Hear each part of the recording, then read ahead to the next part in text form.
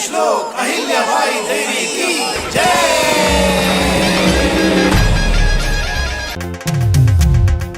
लेके श्रद्धा सुमन चरणों में नमन, हे माता करे हम तेरा वंदन। करुणा से भरी हे परम शिव भक्तन, भारत की नारी रत्नों में तुम रतन।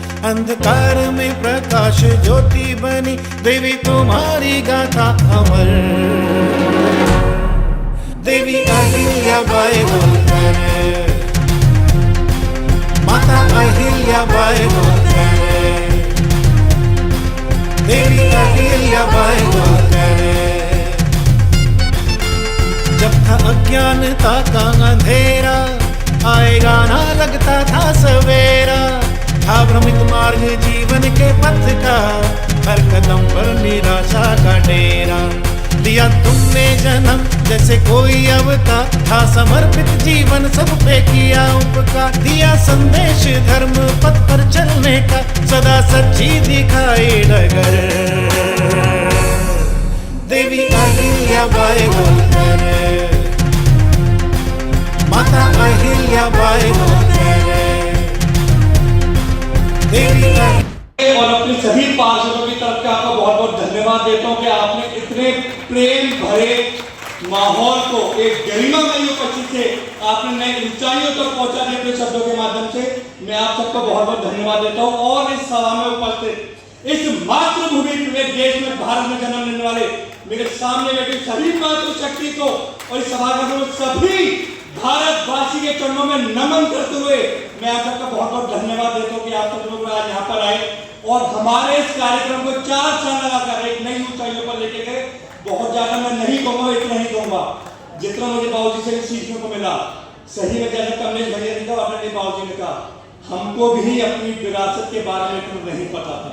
हम सब लोग सौभाग्यशाली हैं कि हमें अपने जीवन में 500 साल की तपस्या के बाद श्री राम मंदिर देखने को मिला और 300 साल का त्रिशताब्दी अहिल्या जी का मंदिर हमारे समय में आया। तो हमसे वाला सौभाग्यशाली कोई नहीं हो सकता। मैं नमन करता हूँ इस उपस्थित इस सभागार में सभी भारतवासियों के चरणों में। हमारी भी जिम्मेदारी है 300 साल पुराने जिस तरीके से आप माँ किसी को तब कहते हो जब आप उसमें अपनी ममता उससे पाते हो। माँ एक ऐसा शब्द है, वो कोई जाति धर्म बिरादरी नहीं देखता।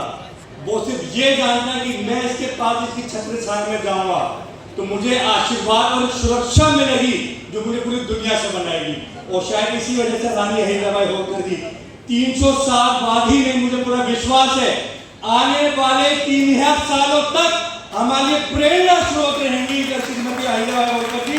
और इसी तरीके से हम सब लोग सौभाग्यशाली के परमाणु प्रधानमंत्री जी और मुख्यमंत्री जी ने जन जन तक हमारे विरासत को भी विकास के साथ जोड़ते हम आगे लेके चल रहे हैं। और मैं जैसे मैंने आयुष बाबूजी से राष्ट्र में डिस्कस किया था, मैं आज इस पावन अवसर पर नगर निगम परिवार की ओर से पार्षदों की ओर से महिला सशक्तिकरण को एक सुदृढ़ और ताकतवर देने के लिए एक अलीगढ़ में महिला शक्ति चौक का निर्माण आज हम घोषणा करते हैं, जिसमें रानी अहिल्याबाई जी की मूर्ति होगी, अवंतीबाई लोधी जी की मूर्ति होगी, रानी लक्ष्मीबाई जी की मूर्ति होगी और जो हमारी महिला शक्ति की जन्म लिया इस भारत भूमि पे, जिसकी दहाड़ 300 साल से और 3000 साल तक ऐसे ही गूंजेगी पूरे विश्व में।